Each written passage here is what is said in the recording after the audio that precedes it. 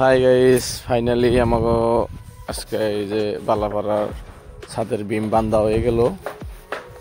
তো এখন একটা বিম আর বানবার আছে। বিমটা বান্ধা হইলে এর মধ্যে পেপার বিছানো আরম্ভ হব। আর বিমটি ডাউন দিয়ে তারপরে ছাদে পেপার পাড়া হবো। পেপার বাইরে তারপরে জালি রডটি উঠামো। আপনারা দেখতে থাকুন। আর কিছু ফাঁকা ফোকা আছে, ওই তক্তার বিটশিট দিয়ে মারা হইতেছে। তারপরে তলে রড সোজা করা হইতেছে, রড কাটা হইতেছে। অলরেডি 10-এর রড 8-এর রড সিধা করা আছেই।